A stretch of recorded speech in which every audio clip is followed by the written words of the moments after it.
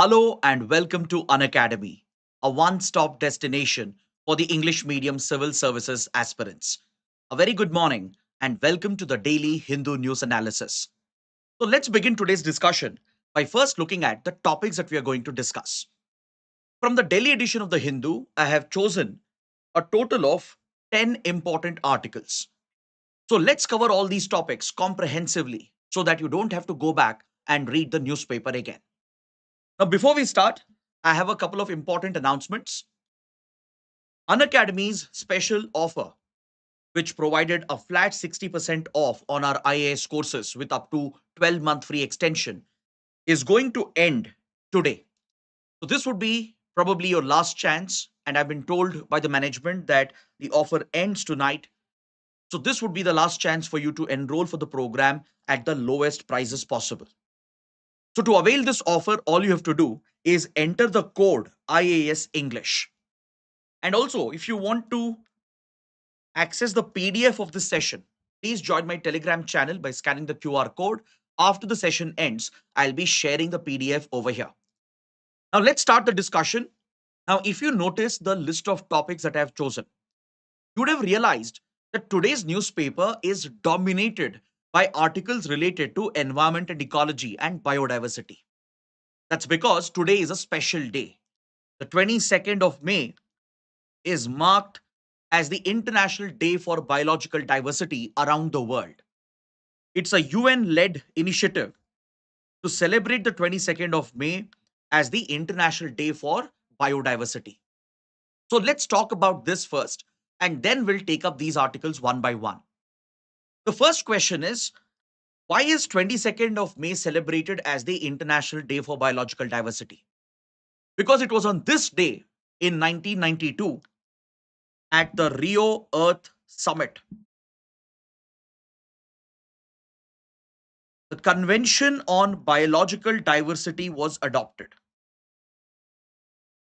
I'm sure some of you would be familiar with the Rio Earth Summit, one of the most important summits related to the field of environment. The Rio Earth Summit gave birth to several important conventions, including your Climate Change Convention, the UNFCCC, and as well as the UN Convention to Combat Desertification was born out of the Rio Earth Summit. So apart from Climate Change Convention and the Convention to Combat Desertification, the third important convention that was born out of the Rio Earth Summit was the CBD, the Convention on Biological Diversity. So the UN General Assembly designated a day to mark the adoption of this convention. From 1993 to 2000, it was marked on December 29th initially, which highlighted the day on which CBD came into force. But later it was revised. The date was changed to 22nd May so that the day could be marked on the day when the convention was adopted at the Rio Earth Summit in 1992. So post 2000, every year 22nd of May is marked around the world under the leadership of the UN as the International Day for Biological Diversity. Now this highlights the importance of this convention itself. So what is the Convention on Biological Diversity? Why is it so important? See, just like UNFCCC, the UN Framework Convention on Climate Change, created a global platform to bring the countries together to focus on tackling climate change and global warming. Similarly, the CBD created a global platform for the first time to focus on biodiversity conservation. Under the CBD, there are three primary goals, and please make a note of this. Goal number one is to promote the conservation of biological diversity, that is biodiversity. Now, what do you mean by biodiversity? Biodiversity is nothing but the variety of life that you find on our planet, the different types of species of flora and fauna that inhabit the earth. That constitutes our biodiversity. So, conserving the biodiversity, the ecosystems, species, and the interlinkages that exist between them, protecting the food chains, the food webs. So, that is the focus of conservation. So, the idea is to set up protected areas like biosphere reserves, national parks, etc. Implement the best model of conservation, tackle the threats for biodiversity. For example, urbanization is a threat. Large-scale deforestation is a threat. Hunting and poaching is a threat. The trafficking of wild species is a threat. So tackling all these threats and challenges is the focus of conservation of biological diversity. So countries are expected to bring out a national law that provides for conservation of biodiversity. So India, for example, has already done this. In 2002, India adopted the Biodiversity Act. Biodiversity Act was passed with the parliament, and this has even established an authority in the country, the National Biodiversity Authority, which is the nodal authority responsible for conservation of biodiversity in India.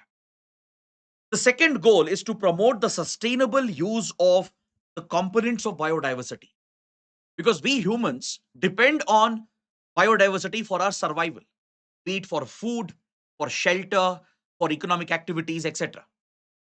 Because our ecosystems provide economic services, ecological services.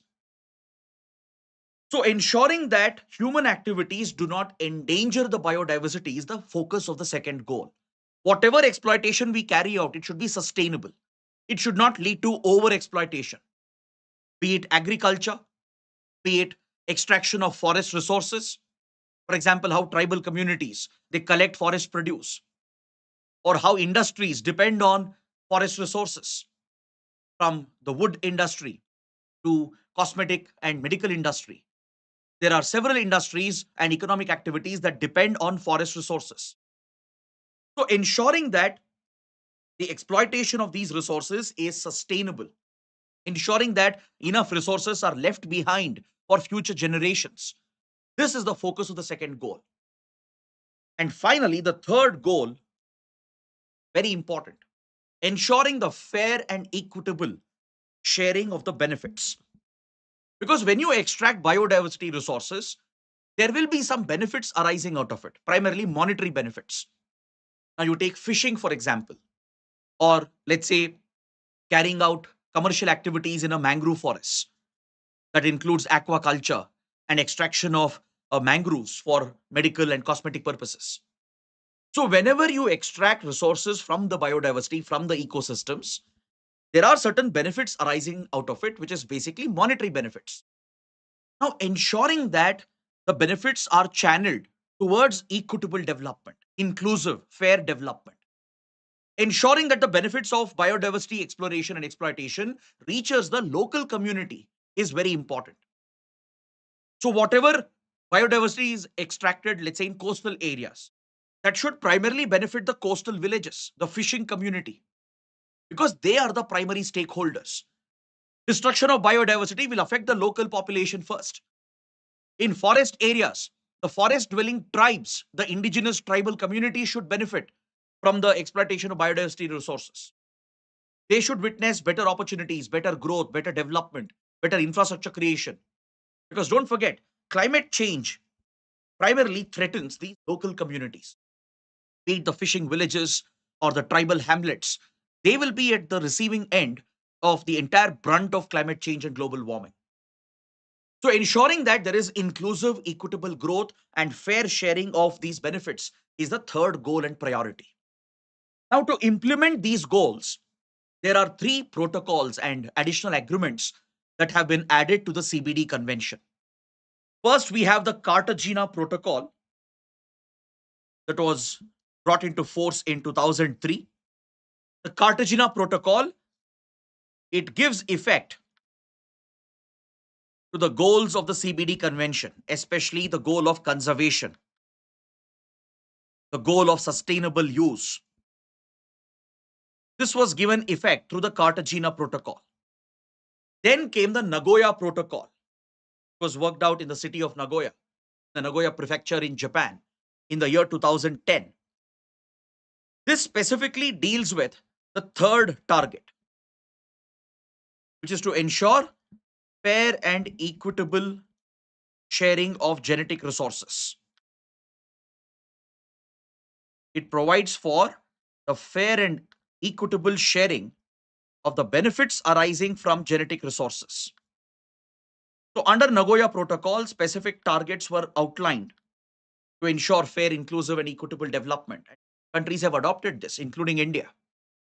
And more recently, in 2022, there was a very big development with regard to CBD convention when the world adopted the Kunming-Montreal Global Biodiversity Framework. This global biodiversity framework has set a global target, which is popularly known as the 30 by 30 target. I'm sure you would have heard about it. We have discussed this in various sessions as well. The 30 by 30 target, which was laid down under the global biodiversity framework, it mandates the protection of at least 30% of terrestrial and 30% of aquatic ecosystems by the year 2030. The 30 by 30 target is a global commitment that countries have made to protect at least 30% of territorial ecosystems, 30% of marine aquatic ecosystems by the end of this decade, by 2030. This is the 30 by 30 target. So right now, the world is moving towards achieving the goals, the targets laid down under these protocols and additional agreements. So in this context, let's take up today's important articles. We have a column on overfishing, how it threatens marine ecosystems and the livelihood of fishing communities. We'll start with that. Then we have a column related to urban development and why it is important to protect the green spaces, the forest and the aquatic bodies in an urban area. We also have a very in-depth research article on how cyclones are undergoing a change, tropical cyclones, as a result of global warming, how it could affect the communities around the world. We also have an article on marine heat waves, right? We also have an article related to the lion population in India, which has seen a substantial increase. So let's cover all these articles along with some other important topics which are there in today's newspaper. In fact, there is another big breaking story with regard to India's internal security, with regard to India's fight against Naxalism. India has achieved a huge breakthrough by eliminating the top leader of the CPI Maoist. So these are the various topics that we have today. So let's start with this column on page 6 that talks about overfishing in India.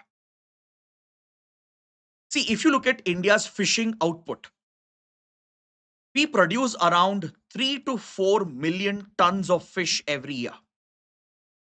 And this number has been stagnating over the last few years. So what does this tell you? If you look at this data, that we are producing around 3 to 4 million tons of fish, and this output has stagnated. It's not increasing beyond this number. It basically means we have hit peak production. When it comes to fishing in the country, we have already hit a certain peak. So going forward, we might very well see a decline in the output. So why is this happening? This is happening because in our country, in our exclusive economic zone, we have exhausted the fisheries due to overfishing.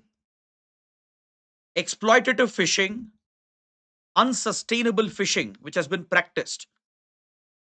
It has led to the exhaustion of the fisheries in the marine ecosystems of India, in the exclusive economic zone of India, leading to a stagnation of the output. And that is a very alarming concern. It's an alarming trend. Now, upon this, there is another concern in our fishing industry. If you look at the fishing community in India, there is a lot of inequity that exists amongst the fishermen. In fact, I'll tell you one important piece of data which you can use in your answers as well. This is quite shocking. If you look at the fishing community in the country, 10% of the fishing community is producing 90% of the output. 90% of the smaller fishermen, they are just producing 10% of the output. So look at the gap. It highlights the income, the social divide as well. There are few wealthy fishermen who are able to afford mechanized boats. They're able to adopt modern methods of fishing.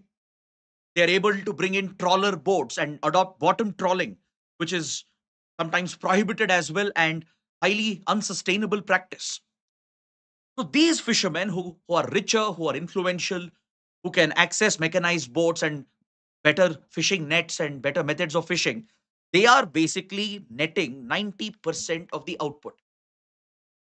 There are billions of other small fishermen comprising 90% of this fishing community, but they are barely producing 10% of the output. These are the small fishermen. Majority of them are below the poverty line. Many of them don't even own a boat or a fishing vessel. They often take it on rent. They use very rudimentary basic boats. They use these damaged nets or old nets and old methods, and they end up catching some small fish, which does not sustain their livelihood. So there is a lot of inequity in our fishing community. It's already present. So if we are hitting peak fish production, and because of overfishing, overexploitation, we are exhausting our fishing resources, tomorrow this will be detrimental for the small fishermen. They will not recover from this crisis. The top 10% will still somehow be able to catch sufficient quantities because of their access to better boats and better fishing nets and better technologies. But the small fishermen will be left behind, which will further increase this inequality which is present. That is why this is an important issue which needs to be addressed. See, one major concern in India's fishing industry is that there is a lot of bycatch which is caught by the fishermen, be it the well-off rich fishermen who are using mechanized boats and bottom trawling techniques, or even the small-time fishermen. They they basically get a lot of bycatch. What is bycatch?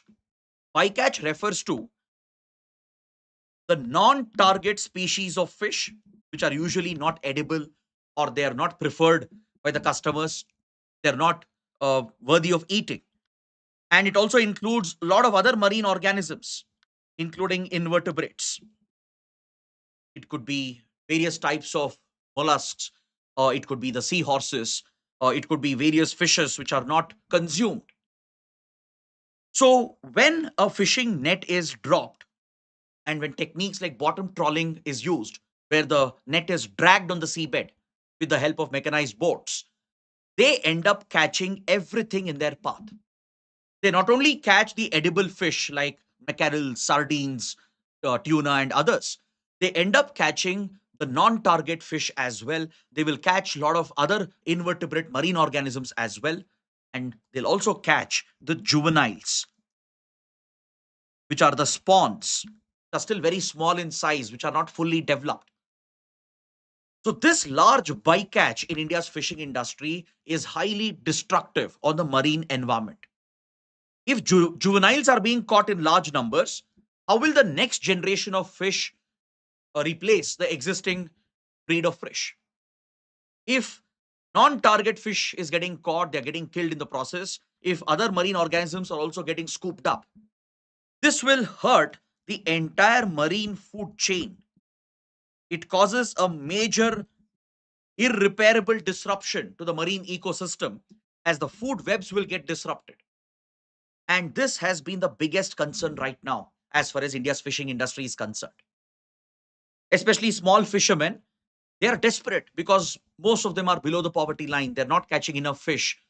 There isn't enough fish to catch as well for them because the rich fishermen are taking away most of the fisheries available. So, what will they do? Out of desperation, they are using smaller nets, nets with a gap of less than 25 mm, which is not at all sustainable. So when you use such fishing nets with very small gaps, you will catch everything in the path. You will catch the juveniles, which are very small baby fish. You will catch small marine organisms, invertebrates, the non target fish as well. And this destroys the ecosystem itself. So, how will the fisheries replenish themselves? How will the ecosystem replenish this? We are already seeing the impact of this in coastal Tamil Nadu. In coastal Tamil Nadu, fishermen who practice bottom trawling have more or less exhausted the fisheries on the Indian side. And as a result, fishermen are venturing out towards the Sri Lankan waters. Every now and then, Indian fishermen, especially the smaller fishermen with smaller boats, they end up crossing the international maritime boundary line and they poach in Sri Lankan waters, which is prohibited. So Sri Lanka retaliates against them. The Sri Lankan Coast Guard and Navy, they open fire, they even detain and arrest them. And this turns into a big diplomatic incident between India and Sri Lanka. So this has been a persistent issue in our fishing sector. Now, the question is, don't we have enough regulations in this regard? Don't we place a ban on fishing during certain periods like the breeding season? You need to provide enough space for the marine ecosystem to replenish itself, allow the fish to breed and build the population. Shouldn't there be a specific period where fishing is tightly regulated and sometimes banned as well? Shouldn't there be regulations on the type of fishing vessels which are used, the type of fishing nets which are used, the methods of fishing which is employed by the fishermen? The answer is we do have regulations. India has enough regulations. We have the Marine Fisheries Regulation Act. Each state, each union territory has its own version of Marine Fisheries Regulation Act. But the problem is the regulations, the guidelines varies from state to state. For example, in Gujarat, some type of juvenile fish is prohibited for fishing. It can't be caught and sold in the fishing markets. Whereas these species are not designated as banned fishes or juvenile fishes in Maharashtra or in Karnataka. So what happens is that fishermen in Gujarat who will end up catching the juvenile fish or the banned species, they will launder the fish to Maharashtra or Karnataka where it is legal to sell them. So this happens across the country. Since the regulations vary from state to state, be it the type of fishing vessel, the size of the fishing nets, or even the method of fishing which is employed, and even the bans which are placed on fishing during the breeding season, it varies from state to state. So fishermen often they skirt around these regulations, they bypass them by pushing their catch to another state where it could be legal. So the problem is there is no uniformity in the regulations that we have across the country. And also there is no strict enforcement. These are the primary challenges that we are facing. Now, this is where we should learn lessons from the global experience. I'll tell you one shocking experience from Canada. Canada, which is one of the largest fish producers in the world, right? It relies heavily on cod fishing, which is a staple in the diet of several Western societies. Canada ran out of cod fish in the 1960s because of overfishing and overexploitation. They banned the fishing of certain species from 1967 all the way till 1986. For almost 20 years, they placed a strict ban on certain types of fishing to protect the species and allow the time to rejuvenate, to allow nature to replenish the fisheries. That is how Canada managed to make a comeback, or else they would have largely exhausted their fisheries. New Zealand is another model which can be followed. New Zealand has a quota management system in place where fishing quotas are allotted with regard to the catch that can be caught by fishermen, the type of vessels they can use, the type of nets they can use. For everything, there are strict regulations in a country like New Zealand. And once the quotas are exhausted, fishermen can't catch any more fish for that particular year. This strikes a fine balance between ensuring the livelihood of the fishermen and protecting the marine ecosystem. Now, that is what is needed in India. That is missing right now because there is no uniformity in the regulations and the enforcement is very lax. So, the union government should take it as its responsibility to work with the states and the union territories to come out with uniform regulations. Ensure that we ban fishing in certain critical areas during critical periods. This allows space for the marine ecosystem to replenish the fish as well. Ensure that juveniles are not caught, and if they are caught, they should be released back or they can be released into aqua ponds. There's no point in catching juvenile fish because it doesn't have much of commercial value. Customers are not going to buy juvenile fish. It doesn't have enough meat and fat ratio. In India, there is one more problem. In the fish processing industry, right, where fish meat and fish oil is produced, juvenile fish is easily pushed over here by the fishermen. Since juvenile fish will not be bought in the markets by customers, it's not fit for consumption, right? They push it into the processing industry where the fish is completely grinded. It's completely crushed to produce fish meat or fish oil. So there is an incentive for fishermen to catch juvenile fish. That should not be the case. There should be a disincentive so that fishermen, even if they catch juvenile fish, they'll have to release it back. They have to use such nets so that they will not catch the juveniles. The bycatch has to go down. If you catch any non-target species or invertebrates, they have to be released back into the ecosystem. That is what is practiced in other countries usually, because there is awareness, there is strict rules, strict enforcement, which is missing in the country right now. So this is what we take away from this article, right? How do we tackle the problem of overfishing? This can be a mains question. Clear? So please take up this practice question. Understand the impact of overfishing, how it can affect the environment, the economy, the society. And always remember, the focus should be the fishing communities. We need to bring equity amongst fishermen, protect our fishing villages. Because see, please understand, India has a very long coastline. India has a coastline of up to 7,500 kilometers, which has recently been recalculated, updated to around 11,000 kilometers. I hope you're aware of this. Usually, you would have read in old books that India's coastline is up to around 7,500 kilometers, right? But this has been recently recalculated, and a big change has happened by using better technologies, by using satellite mapping. We have seen a big jump in our coastline, going up to 11,000 kilometers plus. There are 3,000 fishing villages in India. Millions of people dependent on the fishing industry.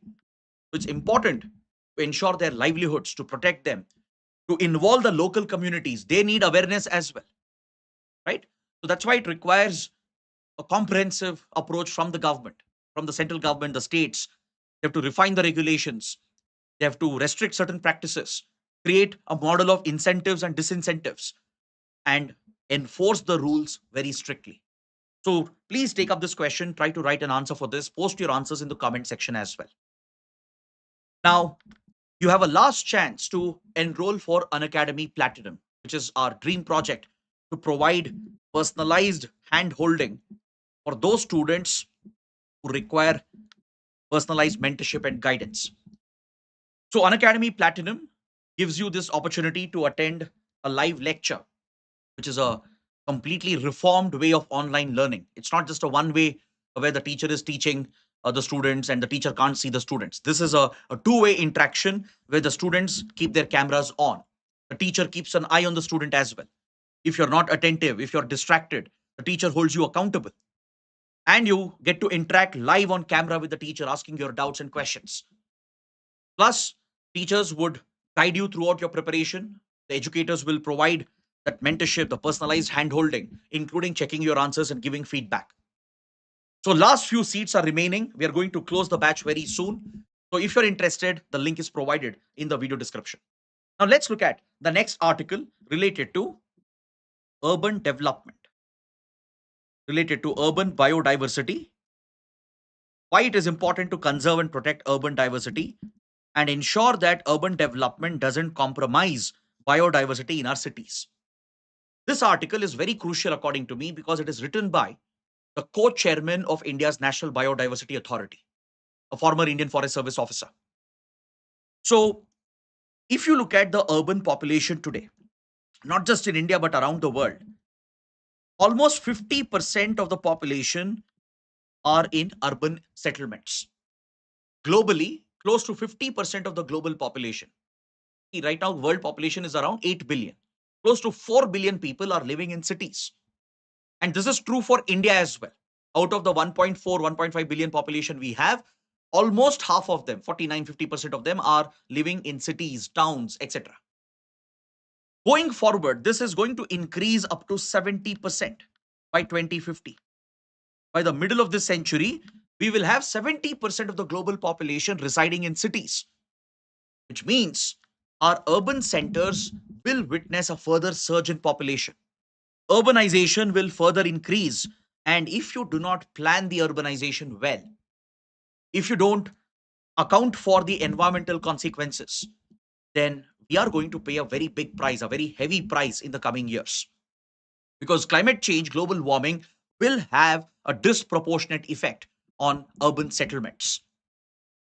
Now, if you look at the Kunming Montreal Global Biodiversity Framework, which I discussed earlier. Under the 30 by 30 target, there are 4 goals which have been identified with 23 specific targets. Is that clear? Under the Global Biodiversity Framework, where countries have pledged to achieve the 30 by 30 target, there are 4 goals with 23 specific targets for biodiversity conservation. Target number 12 talks about urban biodiversity. Please make a note of this. There can be a prelims question as well here. Target 12 of Global Biodiversity Framework urges the countries to focus on protecting biodiversity in the cities. This could be the forest space or the parks or the green space present in cities. It could be the wetlands, lakes, rivers, water bodies present in cities. So conserving and protecting them is one of the key target number 12. This aligns with the Sustainable Development Goal number 11, which also focuses on city protection, city development, city governance and management. So this aligns with the UN Sustainable Development Goals as well, to make our cities more resilient, livable, and keep in mind environmental concerns while planning and developing our cities. Because the green spaces and the biodiversity in a city provides number of services. If you look at urban biodiversity, they provide a lot of services to the urban population. It could be the green spaces or the blue spaces, as it is referred to under the Global Biodiversity Framework. The Kunming Montreal Global Biodiversity Framework refers to the parks, the forests, and the green cover as green spaces in a city, and refers to the water bodies, the wetlands, lakes, rivers as the blue spaces in a city. Now, these spaces offer number of services to us. They perform a vital ecological function. For example, they help in tackling the urban heat island effect. As you all know, at the center of cities where it is densely crowded and populated, higher temperatures are reported compared to the suburbs. This is not just because of global warming, but it's due to the nature of how the cities have been built.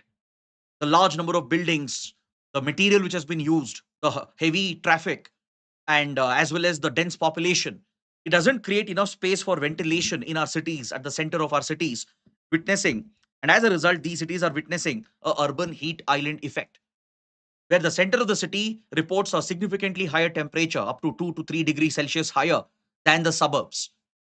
And this is having a detrimental effect on the water ecosystems, on the species that are present as well.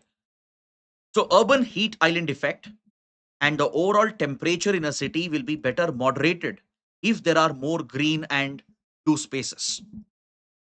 It's an established scientific fact that when lakes, rivers, water bodies are present in a city or around the city, it will automatically moderate the temperature. So it will make our cities resilient to global warming. It will help us in adapting to the reality of climate change in the coming years if you have more green and blue spaces. That is a critical ecological service. Tackling the urban heat island effect, moderating the temperature, even the humidity level gets moderated. Because it's not just the temperature which makes it unlivable, it's the high humidity as well, right? So it helps in moderating the temperature and humidity, which is very essential to combat the impact of global warming and climate change, to adapt our cities to the new reality. More importantly, the green and blue spaces help in tackling pollution. They can absorb key pollutants, including particulate matter, toxic gases, hazardous byproducts of the industry, the effluents which are flowing out from factories and industries, the toxic air being emitted by vehicles and by industrial processes in a city. So these toxic air pollutants, water pollutants, right? They can be better managed. They can be essentially moderated by the green and blue spaces in a city. It also helps in removing greenhouse gases, as it can help in carbon sequestration at the city level. More green space and blue space will help in removing the excess greenhouse gases from the atmosphere and in sequestering it for a long time. So this is another critical service. And also don't forget the economic value of urban biodiversity. Urban biodiversity can be a source of food. It can provide food for various birds and animals. It can provide food for humans as well, as local crops can be cultivated in forest spaces or green spaces that are cultivated. Right? It can generate additional revenue for local farmers. It has a lot of recreational value. It can help in increasing tourism, promote spiritual practices as well, right? Encourage people to be healthy, to go out and exercise in these green and blue spaces, or practice yoga, for example, meditate. So this improves the overall spiritual health and physical well-being of the residents in a city. In most cases in India, one reason why people don't exercise enough, they don't go out for a walk or a jog or cycling, is mainly because our cities barely have any green space or blue space left. We don't feel like stepping out in our cities because it is chaotic, polluted. There are no amenities where you can go out for exercising. That is not the case in other countries. If you look at certain Western countries and even a few countries in Asia as well, they have very well planned, well designed urban spaces and amenities where enough green and blue spaces are created very close to your neighborhood. You just have to walk few meters or take a bus or just cycle maybe few meters. You will reach a well designed, well built green space or a blue space where you can spend some time, work out, improve your health, improve your spiritual well being. And this creates plenty of tourism opportunities as well. Now, what is shocking is that according to Forest Survey of India, which brings out the India State of Forest report, the green space in our cities is just 10% on an average. The green space in Indian cities is just 10% on average. Mumbai has the highest with around 24% green space, but that is also because on the suburbs of Mumbai, you have these mangroves which get added. But if you exclude the mangroves on the suburbs of Mumbai, Mumbai doesn't have much of green cover, right?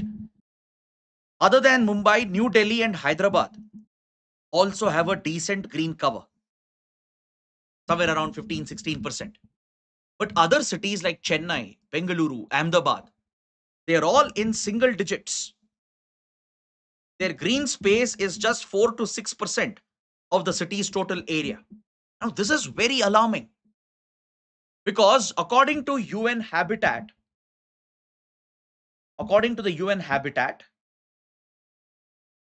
there is a rule for city development known as the 330-300 rule. Have you heard about it? Please make a note if you haven't. There can be a prelims question based on this. What is the 330-300 rule? Or which organization brought it out? It was UN Habitat. According to 330-300 rule, in every city, each house, each workspace, each commercial space should have minimum 3 trees. This is a model for urban development. At the level of individual properties, right? At the level of each house and let's say each workspace, each commercial building, there should be a minimum of 3 trees in each and every property. That is what 3 stands for. 3 trees minimum for every property. 30 stands for 30% green cover in every neighborhood, in every locality, in every block. 30% of the area should be green space. 30% of it should be tree canopy. It should include some parks as well. So in every locality and neighborhood, 30% area should be designated for green space. And 300 refers to the distance, the minimum distance, a distance of 300 meters, not more than that, for the nearest green space. From every house, from every building, from every apartment, the nearest green space should be just within 300 meters of walking or cycling. This is what is recommended. At least a green space of 0.5 to 1 hectare should be present within 300 meters of each and every house, each and every individual. So you don't have to go kilometers together. You don't have to brave the traffic to reach the nearest green space. It should be within walking distance, or it should be within bicycling distance, so that people will use the facilities. They will also play a role in protecting these facilities. And that is what will help in greening our cities. So this is a very important model recommended by the UN Habitat, the 330-300 model. 3 trees for every property, 30% green cover in every neighborhood, and a distance of maximum of 300 meters to the nearest green space. Of course, in India, none of these rules are followed, right? You show me a city in India where you can access a green space across the city within just 300 meters. It's impossible, right? Apart from few parks and few areas which are present, we don't have enough facilities created. This has to be planned, it has to be designed. Then we have other concerning developments. For example, in Hyderabad, recently there was a concerning development. In Hyderabad, there is this area called Gachibowli, Kancha Gachibowli, which is a forested area. And recently, the authorities were trying to completely clear the forests for infrastructure and IT development. This led to a lot of protests by the locals in Hyderabad. It led to Supreme Court's intervention as well, and now it has been stopped. Imagine if this area had been completely cleared. Right? Similarly, the mangroves in Mumbai is facing a big threat. Because please understand, in coastal cities, mangroves are not just a part of the vegetation, not just part of the green cover, they are actually a natural buffer. They protect cities against the rising sea levels. They protect coastal cities against the impact of cyclones and tsunamis. And also, don't forget, tree cover can help in countering noise pollution as well. In cities, if the tree cover is well planned, right, in every road, let's say there is an avenue of trees. If around industrial belts, a tree blanket is created, it helps in cutting down the noise levels and keeps noise pollution to a minimum. So it's a natural buffer against air pollution, water pollution, noise pollution. It helps us adapt to climate change, moderate temperature and humidity, protect various species and biodiversity as well, and protect us from disasters. It will mitigate the impact of disasters. So that is why the writer is urging the urban authorities in the country to involve the local communities. Local communities have to be involved in this effort. There should be better urban planning at the city level. Enough priority should be given to the green and blue spaces, protecting the wetlands, lakes, and rivers. Take, for example, a city like Bengaluru, a city which had 1,000+ lakes 2 decades ago. Today, barely has 100 lakes left, as it has been completely taken over by the real estate mafia, which has a corrupt nexus with politicians and the city corporation. You see the same in other cities in the country as well. So, urban planning cannot just be a government driven approach. It has to involve local communities. The urban resident should be a part of the governance. So we need a reform in our urban governance architecture itself and prioritize biodiversity conservation at the city level. Is that clear? So based on this, please take up a practice question, write an answer based on what we have discussed. Now coming to the next article, we will slightly move away from the environment theme today and we'll look at a topic that is relevant to the current tensions between India and Pakistan.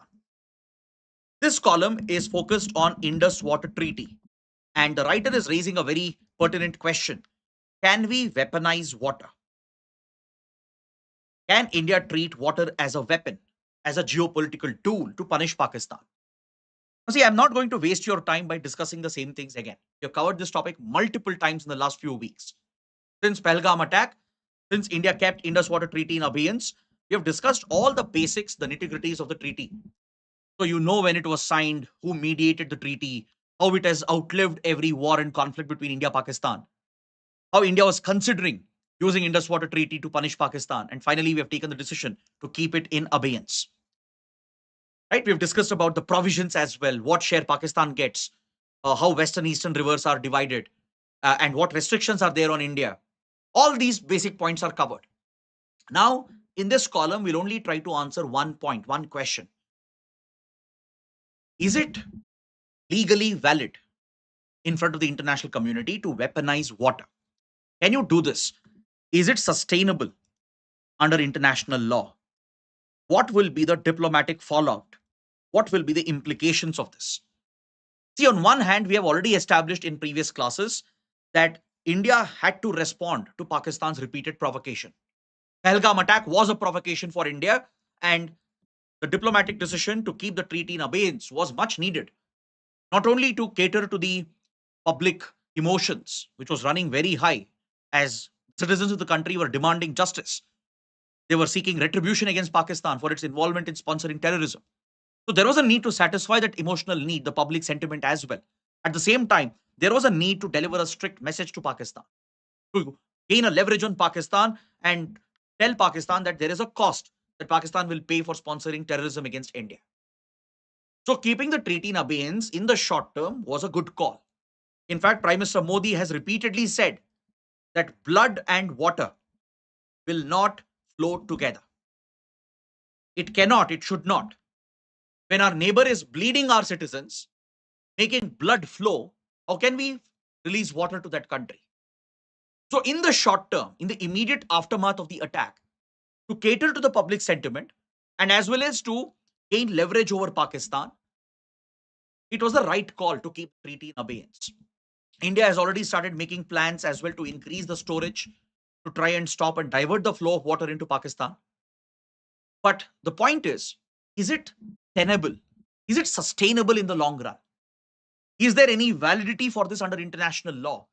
And if we suspend the treaty in the long run, if we try to divert and block the water as we have been discussing, what will be the long-term implications? Does international law allow for weaponization of water? That is what we need to understand. That is the only point we need to discuss here. Please understand, as far as international law is concerned, with regard to wars and conflicts, or with regard to customary law, water is not seen as a strategic asset. It's not a strategic asset. No country can treat water as a strategic asset. Water is seen as a humanitarian necessity, as it is necessary for human survival, for drinking, for irrigation, for industrial usage, right? So, in front of the international legal system which is there, the customary laws which are there, the overall legal framework which exists at the global level, water as a resource is just seen as a humanitarian necessity. It's a humanitarian need. And every human has a fundamental right to access water, just like you have a right to access food. It is not seen and should not be seen as a strategic asset, which means if you try to weaponize your control over water, there could be deadly international consequences. See, right now, India has an advantageous position because we are the upper riparian state, Pakistan is the lower riparian. If India were to breach the commitments, right, on one side, yes, there are few positives which will accrue to India.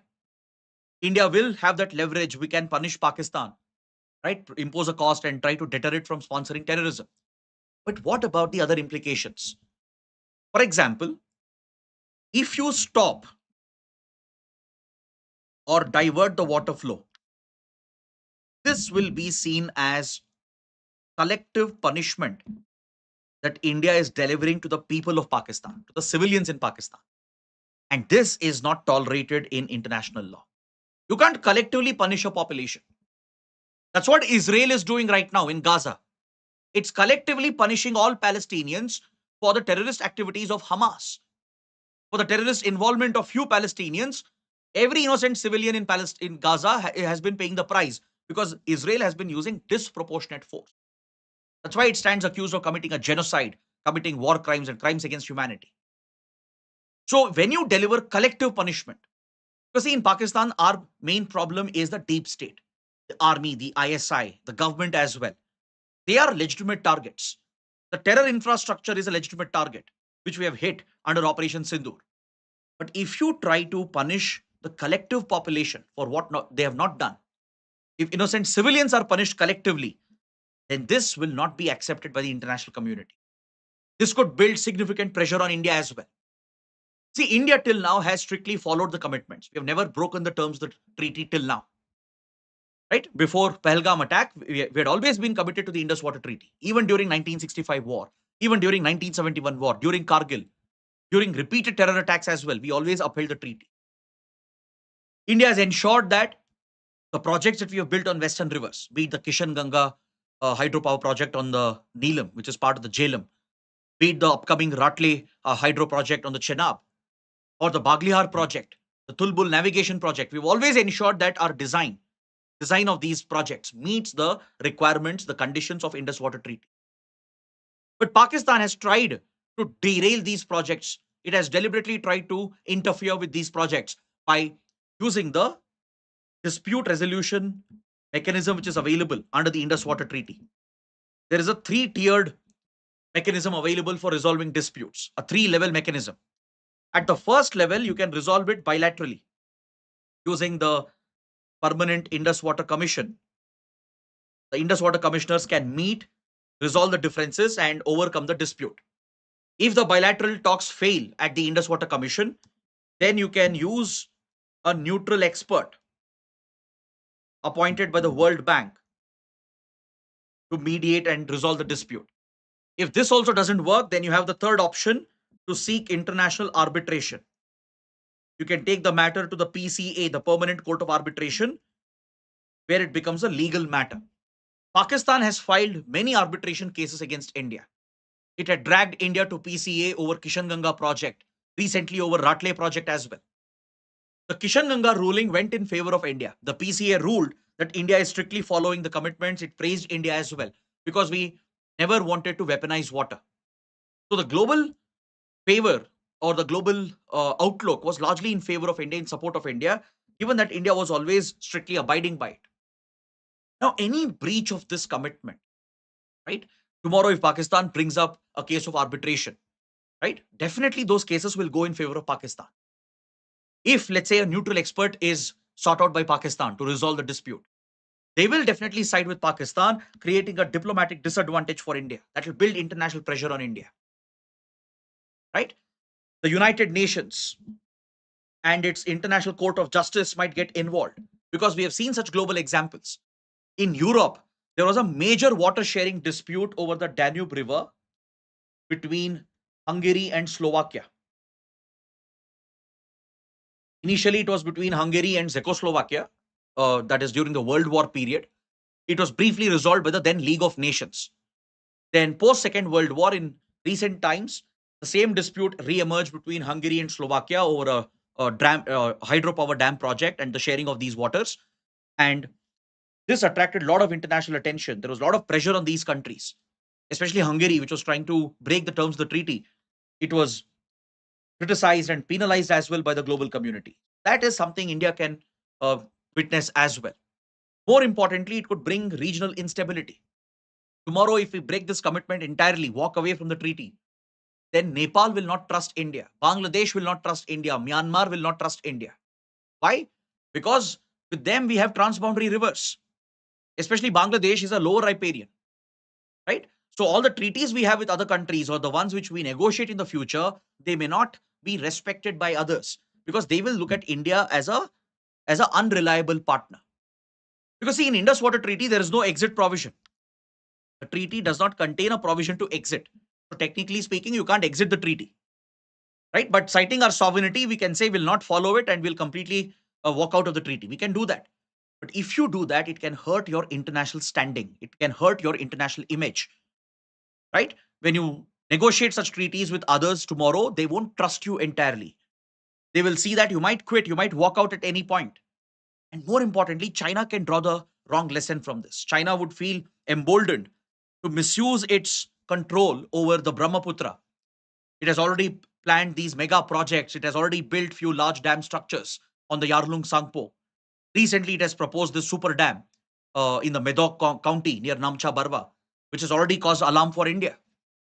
Tomorrow, China will justify these projects and it might even consider stopping or diverting the water by citing the example of Indus Water Treaty and how India did not follow the commitment.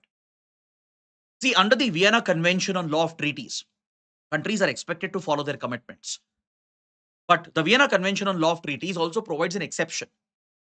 If there is a very clear-cut evidence that the other party is not following the commitments, or if circumstances have come up under which you can't follow the terms of the treaty, only on such narrow grounds can you quit an international treaty. But please understand, India is not part of Vienna Convention on Law of Treaty. Pakistan also is not part of it. Even if you consider the exception to be part of international customary law, which applies on everyone, even then, the current circumstances may not meet those exceptional criteria laid down under Vienna Convention. That is where India might find it difficult in the long run to sustain this position. In the short run, it was needed, it was necessary, not only to cater to public sentiment, but to leverage, to create a leverage on Pakistan, to punish Pakistan in the short run. See, going forward, what we can do is we should fully utilize our capacity.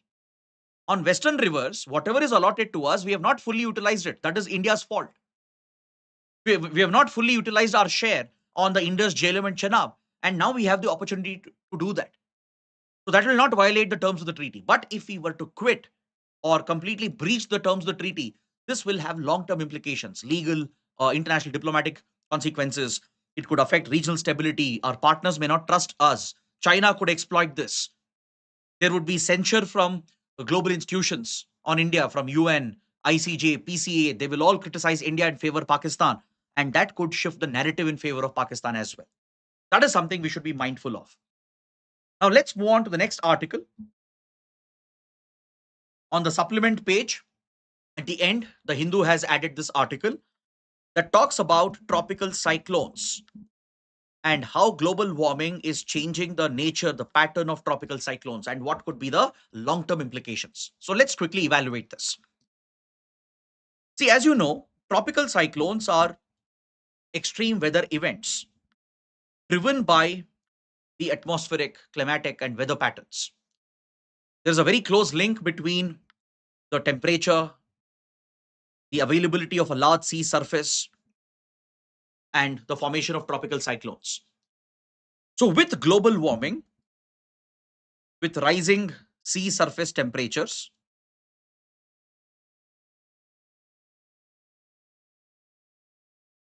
with changing weather and climate patterns, there is an increased possibility of witnessing more frequent, more intense cyclones. More importantly, we might witness cyclones in new regions which have never been accustomed to cyclones. Scientific evidence establishes that tropical cyclone belt is moving north. It's moving away from the equator, moving towards the poles. In the northern hemisphere, the tropical cyclone belt, which is now concentrated in the tropical belt, primarily in the northern Indian Ocean region and around that latitude, there is evidence to show that the tropical cyclone belt is gradually shifting upwards, northwards towards the North Pole.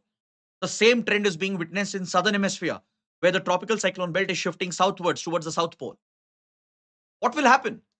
Because of this, new regions in the subtropical belt, in the temperate zone, which have never seen cyclones, they are not adapted to it. They are more vulnerable to the impact because the ecosystems are not prepared. Early warning systems may not be present, right? Human resilience, social and government resilience may not be present to withstand the impact of cyclones in new areas. So in the next 20, 30 years, let's say there are more cyclones occurring or new cyclones occurring in these regions, which have not seen cyclones in the past, they will be less prepared. They will be more vulnerable. The death count will go up. The damage will go up. The economic losses will also increase. In countries like Philippines, for example, where massive typhoons are witnessed, even in Japan, recent data and evidence shows that the number of typhoons, they are going up significantly every year. We are seeing more frequent cyclones with lesser gaps, lesser intervals. Repeated typhoons hitting in East Asia, hitting China, Japan, and Philippines. We are seeing a similar trend in India, particularly in the Arabian Sea, where more cyclones are getting formed. In Bay of Bengal as well, more frequent cyclones are taking shape, causing significant damage in the northern part of the Indian Ocean. Recently, Bangladesh, Myanmar were hit.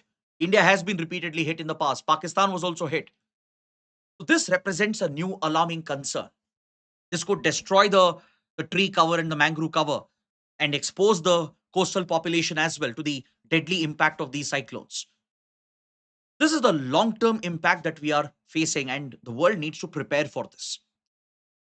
There should be better planning, better disaster preparedness, because no matter what efforts we implement now with regard to tackling climate change, this this trend will be seen where extreme weather events will become more frequent, more intense. We will see a complete shift in the trends and patterns as well. Like, for example, uh, if you look at Bay of Bengal and Arabian Sea, there were specific months when tropical cyclones would form. But we are seeing changes in that regard as well.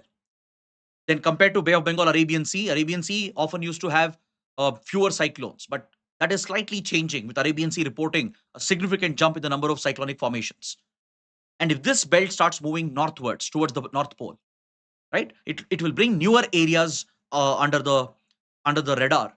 And these areas or these regions, they may not be prepared to deal with a cyclone, right?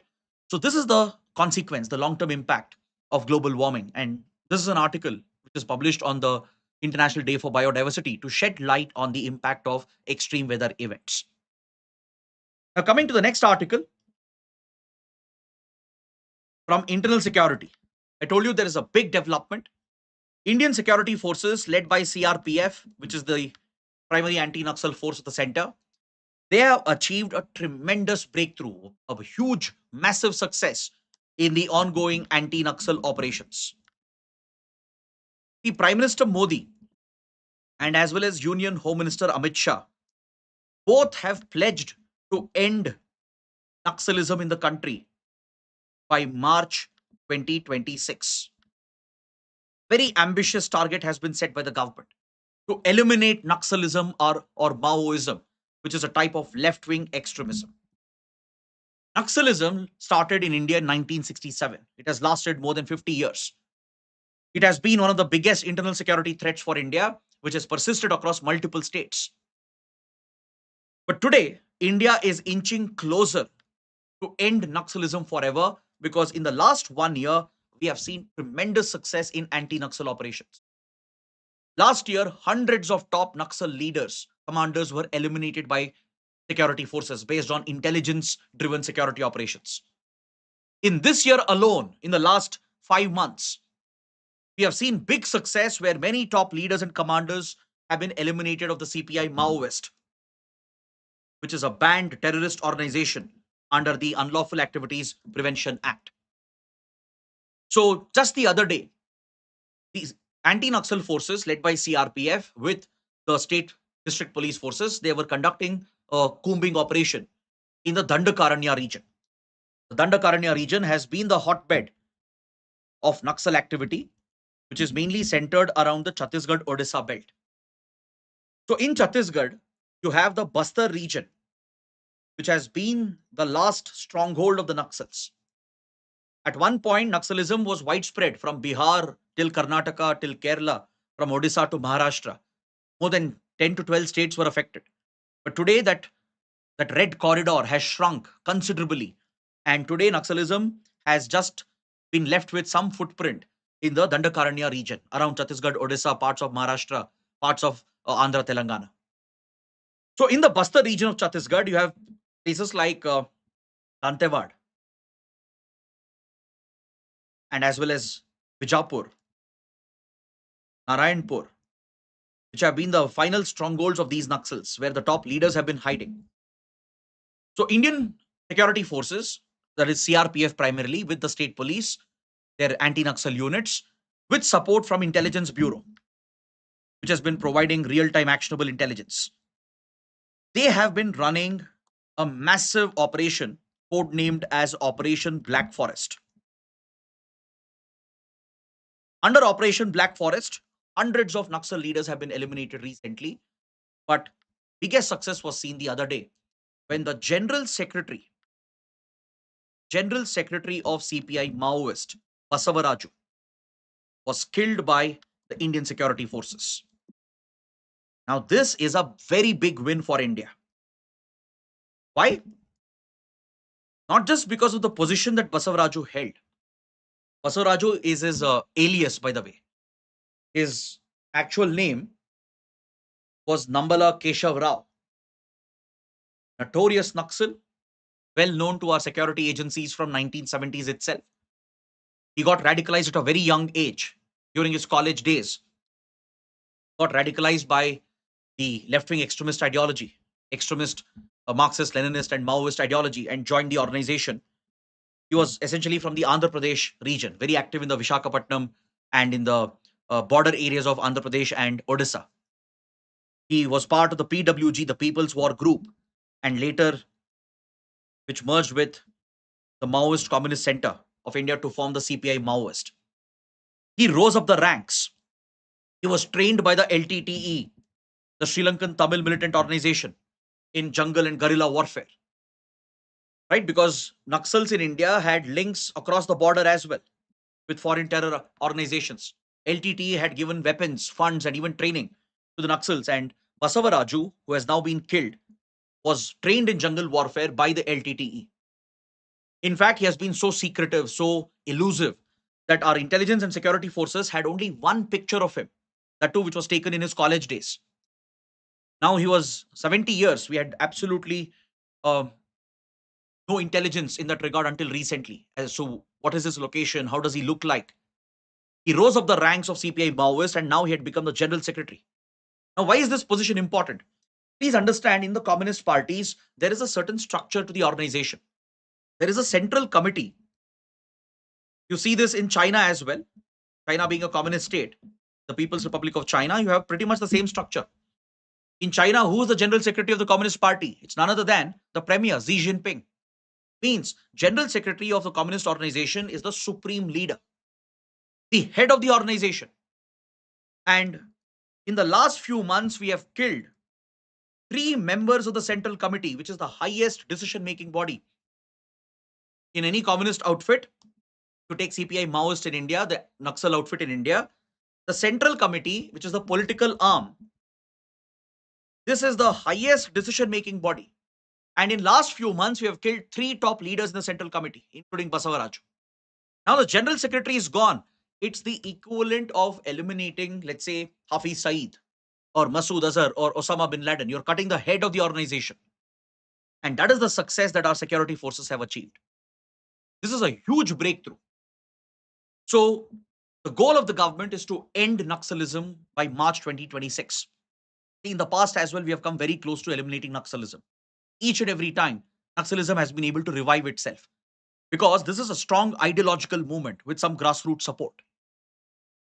The very origin of Naxalism goes back to the poor governance, the lack of administration, the injustice that was done in rural areas, in the tribal belts, etc.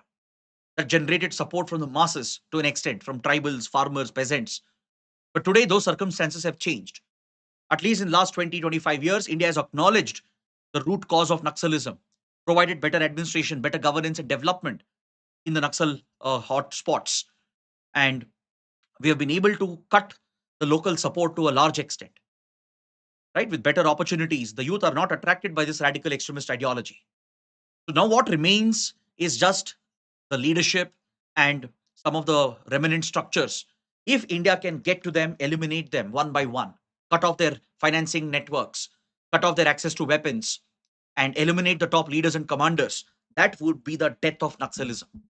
India is very close. We are on the verge of victory against Naxalism, and that would be the biggest victory for us with regard to our internal security. So let's wait and watch what will happen in the coming days. But the killing of Basavaraju is a massive win for security forces, as he was leading the intelligence and military operations, the insurgency operations of the Naxals. Some of you might recollect in 2010, in the same Dantewad region, there was a massive attack on the CRPF. 76 CRPF personnel were killed. You know who led that operation, who planned this Naxal operation? It was Basavaraju. So he has been a most wanted target. And finally, India has been able to eliminate him. So this might very well mark the beginning of the end of Naxalism. But as I said, Naxals have been known to surprise. They are known to regroup, revive, and stage a resurgence as well. Right? So let's wait and watch. Let's see that, because in the past we have seen instances where Naxalism has revived from the brink.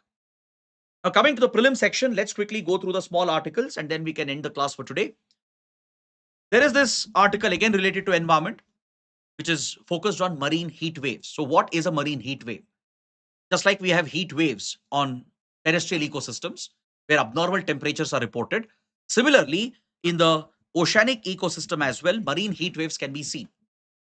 So, it's a situation where prolonged periods of abnormally high sea surface temperature is reported.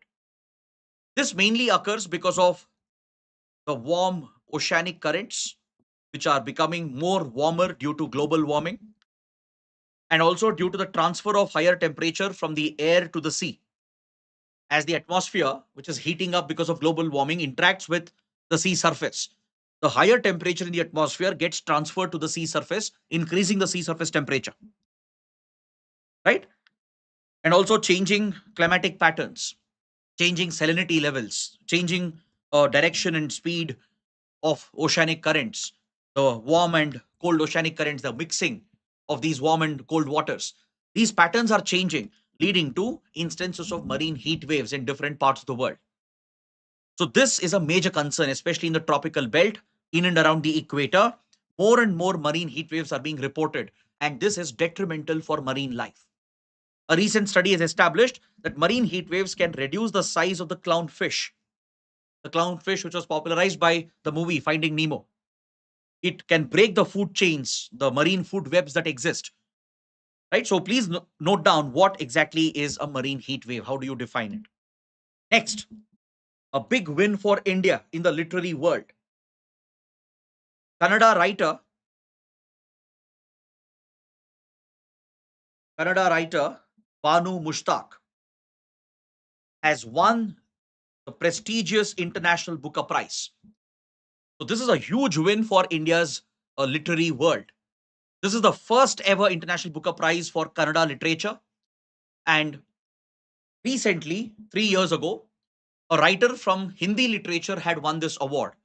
Gitanjali Shri, 3 years ago, had won the International Booker Prize for Tomb of Sand, which was basically a Hindi literary work, which was later translated into English and known as the Tomb of Sand. So, Hindi literature had got this recognition, but for the first time, a non Hindi language has won this recognition. And this is a big win for India's literature. See, Banu Mushtaq is from the Hassan district of Karnataka, from a Muslim family. Her writings have always focused on the suffering of Muslim women. She has mainly focused on her learned experiences, what she has seen in a patriarchal society, how women are subjugated, oppressed, and targeted in patriarchal, orthodox, conservative environments. So she was known for her short stories. In fact, her work, The Heart Lamp, which has won the award, itself is a collection of around 12 short stories. And please note, this is the first time ever that International Booker has been awarded to a collection of short stories. Usually, the award goes for an entire piece of work, like a novel. But for the first time, a collection of short stories has won this award, and it has been shared with Deepa Basti, who's the translator. Deepa translated this work from Kannada to English. So, in English, the title is Heart Lamp. Is that clear? But these short stories by Banu Mushtaq, they have evoked the sentiments of women. It focuses on the suffering of women. It brings out their expression, their joy, their angst, the concerns they face in their life. So it's about day to day life in rural areas, in Muslim households, or in general, the suffering that women suffer in a patriarchal society. That is what has appealed to the committee, which essentially awards the International Booker Prize. And this is a big win because this could give global recognition for regional languages in India. See, Kannada already has a very rich literary tradition. Kannada literature has one of the highest number of Jnanpith awardees, from Kuvempu to Bendre to Shivram Karant to Girish Karnad and your Anantmurthy. So this International Booker Prize is not just a recognition for the Kannada language, but for all the regional languages. It gives a greater global recognition. The translation of these works into English, into global languages, will increase the audience as well. Now, UPSC might ask you regarding these basic facts. And also remember that the style of writing of Banu Mushtaq falls under the Bandaya category. In Kannada literature, I'm sure students of Kannada literature who are watching, they would have heard about Bandaya Sahitya. So this work of Banu Mushtaq, her entire style of writing, including the Heart Lamp, it falls under Bandaya Sahitya in Kannada literature. What is Bandaya? Bandaya means rebellion. Bandaya means resistance, where you stand up against oppression, where you stand up and highlight the voices of the weak. So in Kannada literature, there is an entire segment of writing called Bandaya Sahitya, where writers from scheduled castes, scheduled tribes, women writers have raised the voice of the vulnerable, standing up against the establishment, standing up against the society, the societal norms and patriarchy. That is called Bandaya Sahitya. So this type of writing is essentially an act of rebellion. It's an act of standing up against what is wrong. Please remember this as well. Next, the lion census in Gujarat has been completed and there is some positive news. The lions in India are largely exclusive to the state of Gujarat. I'm sure most of you are aware of this. They're mainly found in the Gir National Park and also in the Pania Wildlife Sanctuary, which is located right next to it. So the lion population has jumped significantly by 32% in the last 5 years from 2020 to 2025. A total of 891 lions have been counted in Gujarat. Now, the concern here is most of these lions have actually been found outside the core protected area. The Gir National Park is a protected area. The Pania Wildlife Sanctuary is a protected area. But outside these protected areas, a large lion population has been reported, and this is a concerning trend. You might have seen viral videos on Instagram or X where lions are walking in villages and cities and streets. This is essentially a case of rising man animal conflict. The lions in Gujarat are running out of space. These protected sanctuaries are not able to hold them. They don't have enough prey base. So they are venturing out to nearby cities, villages, hunting dogs and cattle. And as a result, it is increasing the concern for man animal conflict. Right now, the administration is compensating the people who suffer losses, right? If at all their cattle is eaten away or if there is any kind of damage suffered by the local people, they are compensated so that they don't take retribution against the lions or target the lions. But what we need is better management of these lions, especially since the population is rising. The census has brought out one very interesting fact. The female population has jumped by 27% to 330 lions. So what does this indicate? It indicates the future potential for rise in population, right? Whenever census is done, the female population is specifically looked out or watched out because a significant jump in female population indicates in coming years, we will see a significant jump in the overall population as well, right? So what we need is newer habitats. Kuno National Park in Madhya Pradesh was considered for rehabilitation, but this has now been put on hold since the relocation of the cheetahs from Africa to India, which has been a priority for the Modi government. Parallelly, Prime Minister Modi has launched Project Lion with 2,900 crore allocation to create sufficient habitat and prey base in Gujarat itself. So this is something you need to note down. And also the census points out that the territorial range of lions has increased. It has increased by almost 36%. The range in which lions can be found, lions are distributed in Gujarat. It's gone up to 30,000 square kilometers. Next, Article 9, Indian Navy has built a sailboat named as INSV Kaundinya. The design of this boat is very unique, as you can see. It has used the stitching method.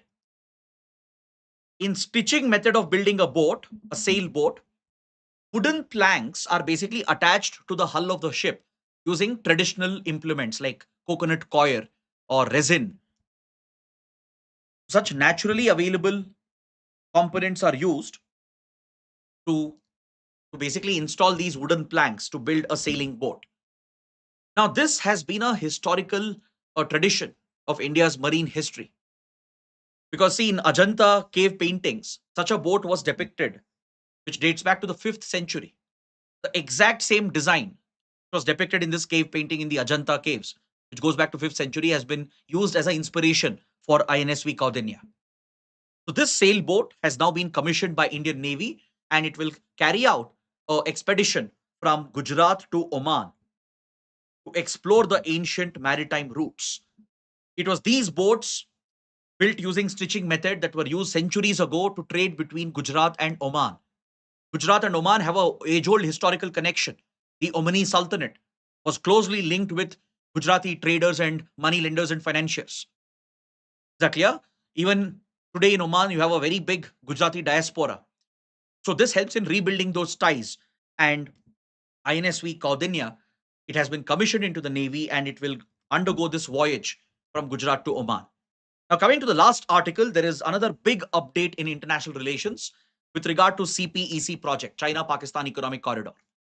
China-Pakistan have agreed to include Afghanistan as a third member in CPEC project. So this could become a trilateral project very soon, and this is quite alarming. In fact, it was anticipated. The decision was in the works for some time, but now that China-Pakistan have announced it, that Afghanistan is going to be included very soon, this represents a serious concern, a serious threat for India. Why? Because if you look at CPEC project, it's part of China's Belt and Road Initiative, the ambitious Belt and Road Initiative. CPEC links China's Xinjiang from Kashgar all the way till Gwadar and Karachi in Pakistan. Gwadar in Balochistan and Karachi in Sindh. China has invested in the development of the Gwadar port, a strategic port in the Arabian Sea, closer to Hormuz Strait and Persian Gulf. China has invested heavily in road, rail, power, and industrial projects all along this corridor. And it has put billions and billions of dollars into this initiative. But India is strongly opposed to Belt and Road Initiative, mainly because we oppose CPEC. The reason why we oppose CPEC is very simple. The route, the alignment of this project passes through POK. It passes through Gilgit-Baltistan. It passes through Shaksgam Valley, which is Indian territory that Pakistan had occupied illegally, which Pakistan later ceded to China in 1963. So through POK, Pakistan occupied Kashmir. The route of CPEC passes via Shaksgam Valley and Gilgit-Baltistan, and that is why it is seen as a threat to India's sovereignty. It challenges India's territorial claims. We can't allow China to become a party to the Kashmir issue. So India has strongly objected to CPEC, and thus we have boycotted Belt and Road Initiative. Now the inclusion of Afghanistan, which is under Taliban, would pose new challenges and new concerns for India. See, this initiative was in the works for many years. China, Pakistan were trying to include Afghanistan from a long time. But now, after Taliban came to power, India has opened its talks with Taliban. We are trying to build a relationship with the Taliban. And parallelly, this announcement comes in that Taliban has agreed to be part of CPEC. Very soon, they will formalize this. So CPEC will become a trilateral project. Now, this will further increase the threats and concerns for India.